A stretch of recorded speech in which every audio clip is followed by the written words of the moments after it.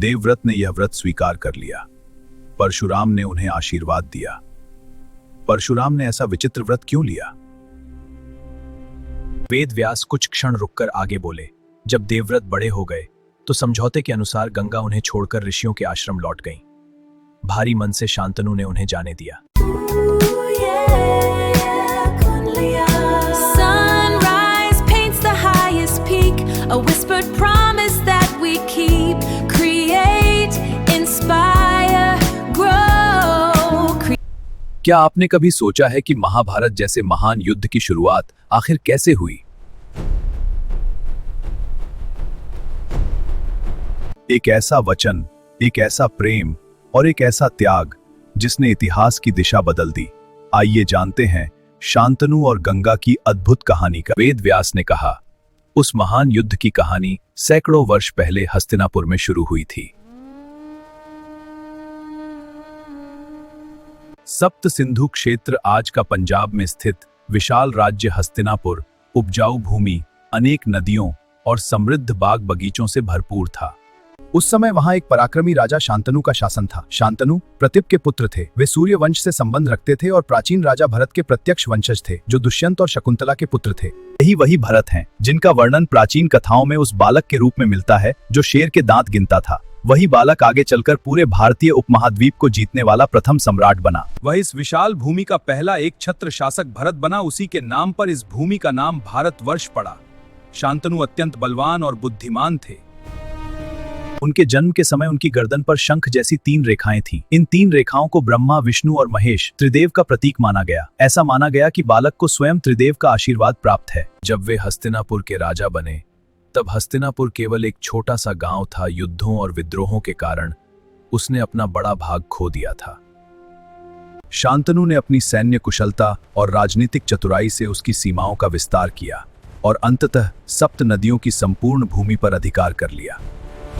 उन्होंने अनेक राजाओं को पराजित कर सम्राट की उपाधि प्राप्त की। वे अपने पूर्वज भरत की तरह पूरे भारत को जीतने का सपना देखते थे, लेकिन उन्हें ज्ञात था कि वे यह अपने जीवन काल में पूरा नहीं कर पाएंगे।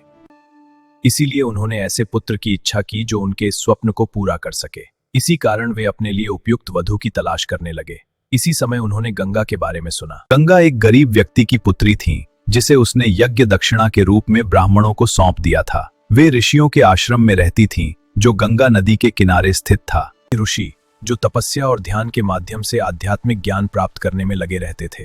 यह प्रसिद्ध था कि गंगा एक ऐसे पुत्र को जन्म देंगी जो आगे चलकर महान योद्धा बनेगा। यह सुनकर शांतनु ने गंगा से मिलने का निश्चय किया। वे ऋषियों के आश्रम पहुंचे और वहां उन्होंने गंगा को उनके दैनिक कार्य करते हुए देखा। गंगा को देखकर शांतनु मोहित हो गए। उन्होंने विवाह का प्रस्ताव रखा। गंगा ने उत्तर दिया कि वे तभी विवाह करेंगी जब ऋषि अनुमति देंगे। शांतनु ने ऋषियों से निवेदन किया। ऋषि मान गए और उन्होंने एक शर्त रखी कि जब उनके यहाँ पुत्र जन्म ले और वह स्वयं का ध्यान रखने योग्य हो जाए, तब गंगा को ब्राह्मणों के पास वापस लौटना होगा। शांतनु मान गए और इस प्रकार दोनों का विवाह संपन्न हुआ। शांतनु गंगा को अपने राजधानी ले आए और उनके साथ सुखपूर्वक रहने लगे।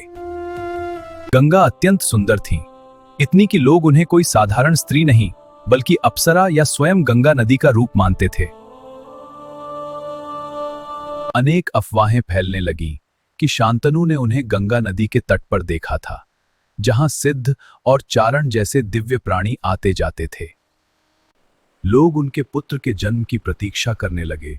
फिर अफवाहें फैलने लगीं कि गंगा हर वर्ष पुत्र को जन्म देकर उसे नदी में डुबो देती हैं।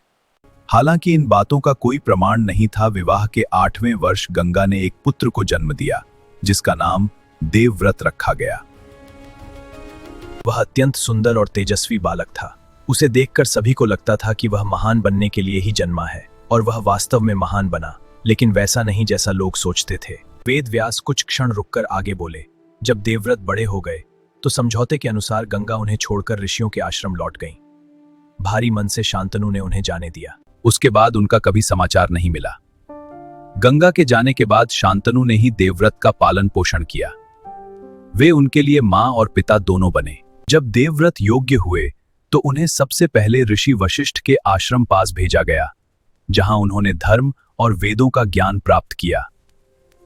फिर वे गुरु बृहस्पति के पास गए, जहां उन्होंने राजनीति और अन्य शास्त्र सीखे। इसके बाद परशुराम के आश्रम में उन्होंने युद्ध कला सीखी। वे अस्त्र शस्त्र में निपुण हो गए और युद्ध नीतियों में पारंगत बन गए। देवव्रत ने अल्प समय में परशुराम के वर्षों के अनुभव को आत्मसात कर लिया। परशुराम को विश्वास हो गया कि उनसे महान योद्धा कोई नहीं। परशुराम ने उनकी परीक्षा लेने के लिए उन्हें युद्ध के लिए ललकारा। देवव्रत ने कहा, जो भी आप चाहें मैं देने का वचन देता हूं। परशुराम ने गुरु दक्षिणा में किसी भी स्त्री पर शस्त्र न उठाने का वचन लिया। देवव्रत ने यह व्रत स्वीकार कर लिया। परशुराम ने उन्हें आशीर्वाद दिया। परशुराम ने ऐसा विचित्र व्रत क्यों लिया? वेद व्यास बोले, शायद वे देवव्रत की शक्ति से चिंतित थे या उन्हें भय था कि यह ज्ञान गलत दिशा में उपयोग हो सकता है। जो भी कारण रहा हो, यह व्रत आगे चलकर कुरुक्षेत्र के युद्ध में निर्णायक सिद्ध हुआ। यदि यह व्रत न होता तो युद्ध का परिणाम भिन्न होता।